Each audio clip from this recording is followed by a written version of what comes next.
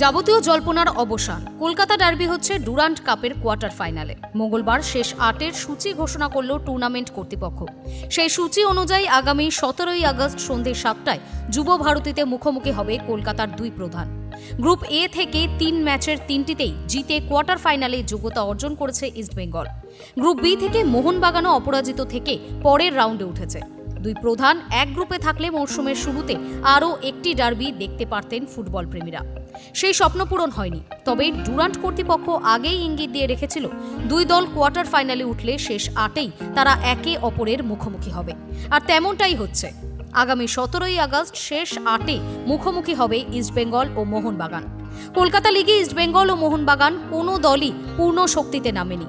সেদিক থেকে দেখতে গেলে ডুরান্টের এই ডার্বি মরশুমের প্রথম বড় ম্যাচ। এদিন ৪টি কোয়ার্টার ফাইনালেরই সূচি ঘোষণা করেছে ডুরান্ট কর্তৃপক্ষ। ইস্ট মোহন ছাড়া বাংলা থেকে কোয়ার্টার ফাইনালে ওঠা আরেক দল ডায়মন্ড হারবার এফসি শক্তিশালী প্রতিপক্ষ জামশেদপুর এফসির মুখোমুখি হচ্ছে। ১৭ই আগস্ট রবিবারই জামশেদপুরে ওই ম্যাচ খেলতে হবে ডায়মন্ড হারবারকে। প্রথম কোয়ার্টার ফাইনালে ইন্ডিয়ান নেভির মুখোমুখি হবে শিলং লাজং এফসি। দ্বিতীয় কোয়ার্টার ফাইনালে বোরোল্যান্ড এফসির মুখোমুখি হবে নর্থ ইস্ট ইউনাইটেড।